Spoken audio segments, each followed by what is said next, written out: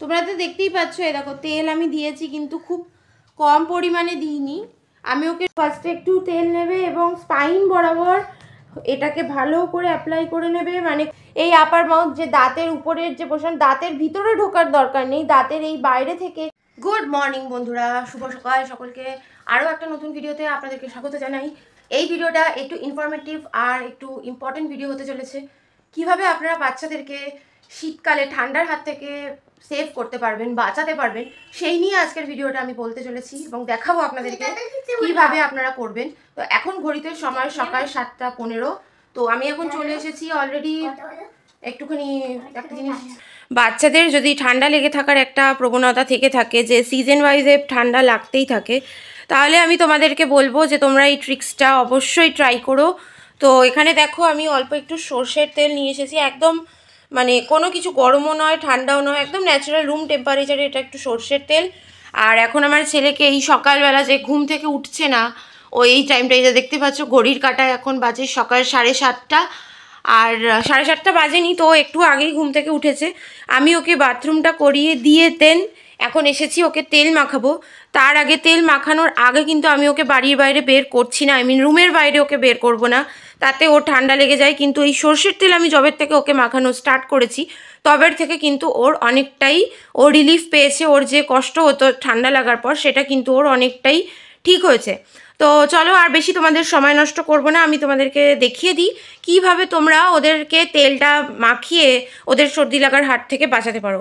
চলো, কিন্তু তার আগে যদি ভিডিওটা তোমাদের কাছে হেল্পফুল লেগে থাকে তাহলে আমাকে অবশ্যই কমেন্টে জানিও, ভিডিওটা একটা লাইক আর চ্যানেলটাকে সাবস্ক্রাইব করতে ভুলো না। আর এরকম আরও ইনফরমেটিভ ভিডিও দেখার জন্য আমার পাশে অবশ্যই থেকো। চলো শুরু করি। তো প্রথমে তোমরা যেটা করবে সেটা হচ্ছে হাতের মধ্যে অল্প করে তেল নেবে, নিয়ে নিজের হাতের তালুতে নেবে, নিয়ে বেশ করে এটাকে রাব করবে, হাতে ভালো করে ঘষে নেবে। ঘষে নিয়ে তারপর ফার্স্টে ওদের পা থেকে শুরু করবে। দেখো আমি তোমাদের দেখাচ্ছি, আমার ছেলে এটাতে হ্যাবিচুয়েট হয়ে গেছে, ওর আর কোনো সমস্যা হয় না। কিন্তু তোমাদের ছেলেরা বা তোমাদের সন্তানেরা যদি প্রথম ওদেরকে অ্যাপ্লাই করো, ওরা একটু বিরক্ত বোধ করবে। কিন্তু রোজ আমাদের যেটা মানে দাদু দাদু দিদা বা ধরো আমাদের যে পূর্ব প্রজন্মের যারা ছিলেন, তারা কিন্তু সবসময় বলতেন, তারা কিন্তু তাদের বাচ্চাদেরকে সবসময় তেল মাখানোর জন্য, সর্ষের তেল বিশেষত মাখানোর জন্য তারা কিন্তু খুব বলতেন। কিন্তু আমার ছেলেকেও প্রথম আমি যখন তেল দিই, সর্ষের তেল দিই, মাস্টার্ড অয়েল বোঝাবার জন্য আরও বলে দিলাম, তো তখন কিন্তু তখন কিন্তু ওর শ্যুট করতো না, ওর একটু তখন আবার ঠান্ডা লেগে যেত সর্ষের তেলে। কিন্তু সর্ষের তেল তো বেসিক্যালি শরীরকে গরম করে। কথা বলো। আমার ছেলের এখন 3.5 বছর 2 মাস, 3.5 বছরই ধরো ওর বয়স এখন। তো ও এখনও এই হ্যাবিটটাতে আমি ওকে মানে যে কটা দিন শীতকাল ছিল, এখনও তো আজকে মার্চ মাসের 1 তারিখ, তো মার্চ মাসের 1 তারিখ হয়ে গেছে, কিন্তু গরম তো রাত্রের দিকেই লাগে, সকালের দিকে তো গরম লাগে না। সকালের দিকে এই সময়টা যে 7টা 7:30টার দিকে কিন্তু এই সময়টা কিন্তু বেশ ঠান্ডা ঠান্ডাই অনুভব হয়। তো এই সময়টা কিন্তু হুট করে বাড়ির বাইরে ওকে বের করবে না। তোমাদের বাচ্চাকে বাড়ির বাইরে বের করার আগে ভালো করে তেলটাকে জিসটা বুঝে নেবে আগে। প্রথম দিন অল্প করে হাতটা আর পাটা, বিশেষত এই হাতের তালু আর এই পায়ের তালু, এই দুটো জায়গা আগে অবশ্যই করে অ্যাপ্লাই করো। দেন যদি ও পুরো বডিতেও অ্যাবজর্ভ করতে পারে, ও যদি সহ্য করতে পারে, তারপরেই কিন্তু তোমরা ওকে এটা দাও। আমি আমার ছেলের ক্ষেত্রে এটাই করেছি, ফার্স্টে আমি ওর হাত আর পাটাকে কনসেন্ট্রেট করতাম, দেন আমি ওকে পুরো বডিতে অ্যাপ্লাই করা স্টার্ট করি। এবং বিশেষ করে বন্ধুরা, ওর বুকে ভীষণ কষ্ট হতো, ওর নিউমোনিয়া হয়েছিল একবার, ওকে মাস্ক দিয়ে আমাকে নেবুলাইজেশন করে কিন্তু ওকে ঠিক করাতে হয়েছিল। ওর মাস্ক এখনও আমার কাছে রয়েছে। তো কিন্তু সেইটা কিন্তু এখন আর ওর সেই প্রবলেমটা হয় না। এখন ওকে আমি এইভাবে সর্ষের তেল মাখিয়ে এইভাবে একদম ডলে মানে যে মা ঠাকুমারা যেভাবে ডলে আমাদেরকে তেল মাখিয়েছে, ঠিক সেই প্রসেসই আমি কন্টিনিউ করছি। এবং তোমরা দেখতেই পাচ্ছ ও কিন্তু খুব ইজিলি এটাকে নেয়, ও কিন্তু এখন ওর আর কিন্তু কোনো প্রবলেম হয় না। তো আমি ওকে এবারে পুরো চেস্টে আর ব্যাকে কী করে আমি ওর তেলটা অ্যাপ্লাই করি সেটা তোমাদেরকে দেখাচ্ছি। তো দেখতে থাকো শেষ পর্যন্ত।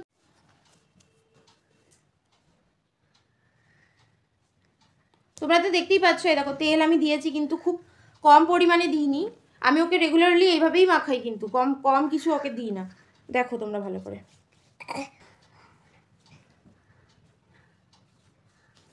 কথা বলো বলো। এবারে দেখাবো তোমাদেরকে ব্যাকে আমি ওকে কি করে তেল মাখাই। তো এই দেখো বন্ধুরা, আমি দেখাচ্ছি তোমাদেরকে ব্যাকটাকে কিভাবে ম্যাসেজ করবে। তো ফার্স্টে একটু তেল নেবে এবং স্পাইন বরাবর এটাকে ভালো করে অ্যাপ্লাই করে নেবে, মানে কনসেন্ট্রেট করবে, স্পাইনের দিকেই কনসেন্ট্রেট করবে।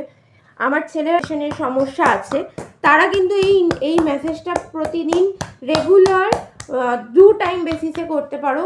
একটা হচ্ছে এই আর্লি মর্নিং, আর একটা হচ্ছে শোবার ঘুমোতে যাওয়ার আগে। সরে যাও।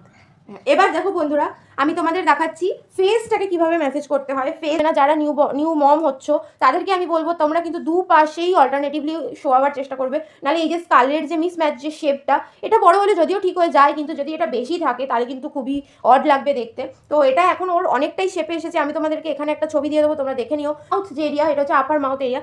এই আপার মাউথ যে দাঁতের উপরের যে পোর্শন, দাঁতের ভিতরে ঢোকার দরকার নেই, দাঁতের এই বাইরে থেকে এই পোর্শন থেকে তোমরা কিন্তু ওকে এইভাবে চেপে চেপে চেপে চেপে একটু মেসেজ করে দিতে পারো। তো বন্ধুরা, আমার তো মেসেজ করা কমপ্লিট হয়ে গেছে। এখন ঘড়িতে বাজে হচ্ছে 7:26, 7:30 বাজে। 7:15 থেকে আমি শুরু করেছিলাম, 7:15 আমার মেসেজ কমপ্লিট হয়ে গেছে। ওকে দেখতে প্রতিদিনই করে থাকি, যেদিনকে একটু টেম্পারেচার বেশি থাকে সেদিনকে বাদ দিয়ে আমি কিন্তু প্রতিদিনই ওকে এই পুরো উইন্টারটাতে ওকে এই যে সিস্টেমটা, এই যে প্রসেসটা আমি কিন্তু ফলো করেছি। তোমরাও কিন্তু এই প্রসেসটা একবার ফলো করে দেখতে পারো।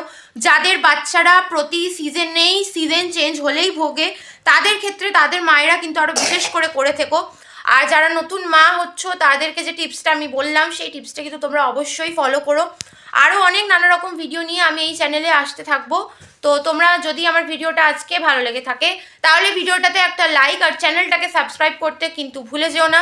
আমার পাশে থেকো। আজকের মতো টাটা।